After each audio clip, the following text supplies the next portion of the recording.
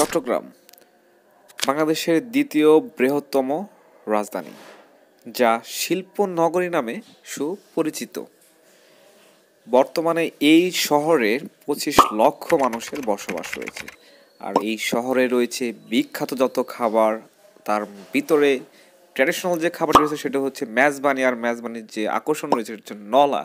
আজকে আমি আপনাদের এমন একটি জায়গায় নিয়ে যাব যেখানে গিয়ে দেখাবো নলা কীভাবে খাবেন এবং সেটা কেমন। তাহলে চলুন শুরু করা যাক আজকের ভিডিওটি। আমাদের এই দাওয়াতটি ছিল দুপুরের বেলা। ঠিক দুপুরেই চলে গেলাম কমিউনিটি সেন্টারে। সেখানে দেখতে সব কিছু রেডি ছিল, টেবিল সাজানো ছিল এবং আমি ভিডিও করতেছিলাম। এখানেই বসে আমরা কিছুক্ষণ পরে খাবো।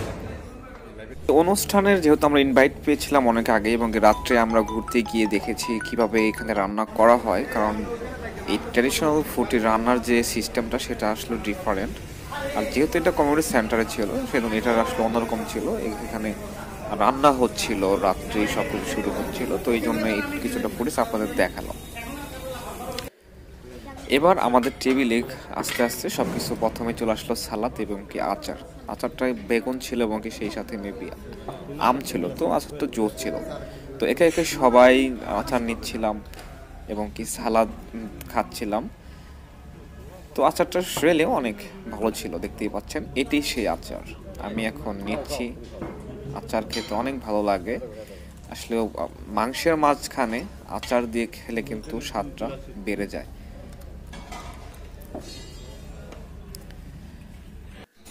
আচার নেওয়ার কিছুক্ষণ পরে চলে আসলো পোলাও ভাত, যেটা আসলে বাংলাদেশের প্রতিটা অনুষ্ঠানেই পাওয়া যায়।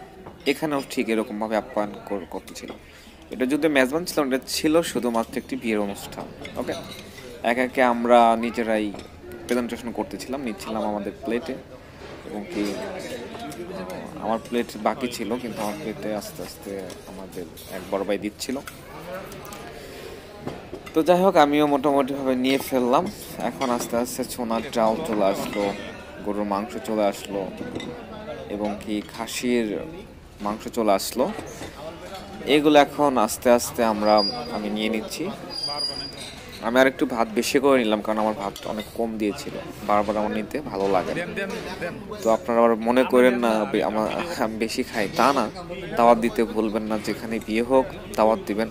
আর একটি কথা বলে রাখি যে চিটাগাংয়ের মানুষের কাছে চিরকৃতজ্ঞ থাকবো। যারা চিটাগাং থেকে ভিডিও দেখতেছেন তাদের কাছে একটা কথা বলে, আমি আপনার কাছে কৃতজ্ঞ থাকবো, কারণ এই দীর্ঘ 4 বছরের ভিতরে যে কতগুলো দাওয়াত খেয়েছি আপনাদের এখানে, মেজবান সহ বিয়ের অনুষ্ঠান, তো সেটা বলতে পারবো না। আপনাদের আসলেও আপ্যায়নের প্রচেষ্টা অন্যরকম, খুব ভালো লাগে আপনাদের এটা।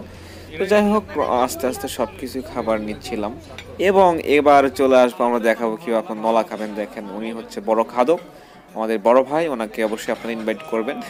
নলাগুলোর সাইজ এরকমই হয়, যেটা আমার খাওয়া শেষে আমি ভিডিও করে দেখাচ্ছিলাম আপনাদের, এই জন্য ভিডিও করতেছিলাম। দেখেন, প্রথমে হাতে নেবেন, নেওয়ার পরে হাতের এইটা আস্তে করে কামড় দিবেন। দেখেন খাওয়ার সিস্টেমটা সত্যি অসাধারণ ছিল। আর ভিতরে কিন্তু ক্যালসিয়াম জাতীয় একটা জিনিস থাকে, সেটা হাত দিয়ে আপনার করলে, মানে প্রেশার দিলেই, মানে হাতের উপর হাত রেখে প্রেশার দিলে, ঝাঁকালেই কিন্তু দেখেন যে ঝাঁকানো হচ্ছে, এবার ঝাঁকি দিলেই নলার ভিতরে যে ক্যালসিয়ামগুলো সেগুলো বেরিয়ে আসে। তো এইগুলো বিশেষ করে যাদের হাত পাও ভাঙ্গা এরকম রোগী থাকে তাদের জন্য কিন্তু এটা খুবই উপকারী। তো যাই হোক, আজকের ভিডিও মোটামুটি এতটুকুই ছিল।